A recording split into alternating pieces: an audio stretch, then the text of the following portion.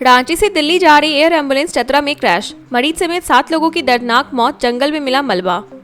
रांची से दिल्ली इलाज के लिए जा रही एयर एम्बुलेंस सोमवार रात चतरा के सिमरिया थाना क्षेत्र में दुर्घटनाग्रस्त हो गई। लातेहार निवासी गंभीर रूप से झुलसे संजय कुमार समेत 7 लोगों की मौत हो गई। शाम 7:11 में उड़ान भरने के बाद विमान का संपर्क टूट गया। कर्माटांड गांव के पास जंगल में मलबा मिला। पुलिस प्रशासन ने राहत कार्य चलाया। हादसे के कारणों की जाँच शुरू कर दी गई है।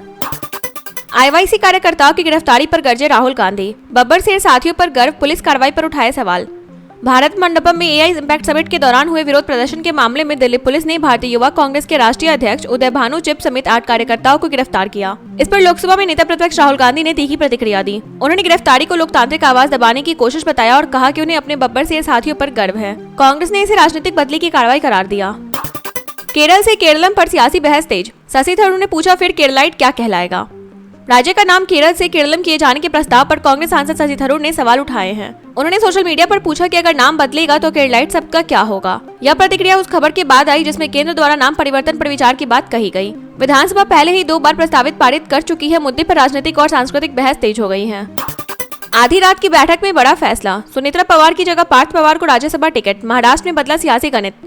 महाराष्ट्र की 7 राज्यसभा सीटों के चुनाव से पहले सियासी सरगर्मी बढ़ गई है। सूत्रों के मुताबिक एनसीपी की कोर कमेटी की बैठक में पार्थ पवार को उम्मीदवार बनाने पर सहमति बनी है। यह बैठक प्रफुल्ल पटेल के आवास पर हुई, जिसमें सुनेत्रा पवार और सुनील तटकरे भी मौजूद थे। 26 फरवरी को राष्ट्रीय कार्यकारिणी की बैठक में औपचारिक घोषणा संभव है। महायुति के भीतर सीटों के बंटवारे को लेकर रणनीति अंतिम चरण में बताई जा रही है। लगातार विफलताओं के बाद पीएसएलवी पर हाई लेवल जाँच, डोभाल के दौर के बाद बनी समिति। इसरो के पीएसएलवी रॉकेट की लगातार 2 विफलताओं के बाद उच्च स्तरीय जांच समिति गठित की गई है। पूर्व इसरो अध्यक्ष एस सोमनाथ और वैज्ञानिक के विजय राघवन को इसमें शामिल किया गया है। राष्ट्रीय सुरक्षा सलाहकार अजित डोभाल के हालिया दौरे के बाद यह कदम उठाया गया। समिति प्रणालीगत मुद्दों और संगठनात्मक खामियों की जांच करेगी। अंतरिक्ष कार्यक्रम की विश्वसनीयता बनाए रखने के लिए रिपोर्ट को अहम माना जा रहा है। विधानसभा के प्रस्ताव को मिली मंजूरी, अब केरल नहीं आधिकारिक नाम होगा केरलम। दक्षिण भारतीय राज्य केरल का नाम अब आधिकारिक रूप से केरलम होगा। केंद्र सरकार ने राज्य विधानसभा द्वारा पारित प्रस्ताव को मंजूरी दे दी है। यह फैसला चुनावी साल में लिया गया है। मुख्यमंत्री ने पहले कहा था कि मलयालम में राज्य को केरलम कहा जाता है। भाषाई पहचान को मजबूत करने की दिशा में इसे अहम कदम बताया जा रहा है। हालांकि विपक्ष ने समय और राजनीतिक मंशा पर सवाल उठाए हैं। मंगल से पहले चांद पर बसाएंगे शहर, एलन मस्क ने बदला फोकस, नई अंतरिक्ष रणनीति का ऐलान। स्पेसएक्स के संस्थापक एलन मस्क ने अपनी अंतरिक्ष योजना में बड़ा बदलाव किया है। अब वे पहले चांद पर आत्मनिर्भर शहर बसाने की योजना पर काम करेंगे, जबकि पहले उनका फोकस मंगल ग्रह था। मस्क का कहना है कि चांद पर बस्ती बसाना तकनीकी रूप से आसान और तेज होगा। उन्होंने पहले 2050 तक मंगल पर 10,000 लोगों के बसने का दावा किया था। नई रणनीति पर वैश्विक अंतरिक्ष समुदाय की नजरें टिक गई हैं।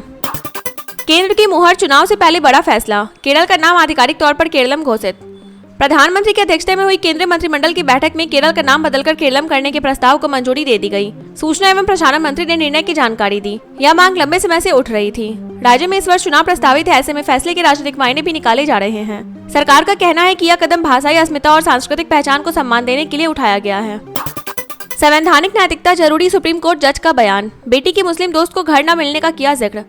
सुप्रीम कोर्ट के जज ने हालिया बयान में समाज के मौजूद धार्मिक विभाजन पर चिंता जताई। उन्होंने उदाहरण देते हुए बताया कि उनकी बेटी के एक मुस्लिम दोस्त को धर्म के आधार पर किराए पर घर देने से मना कर दिया गया था। जज ने कहा कि संवैधानिक नैतिकता का पालन सभी संस्थाओं और नागरिकों को करना चाहिए। सामाजिक परंपराएं यदि संवैधानिक मूल्यों से टकराती है तो सुधार की जरूरत है।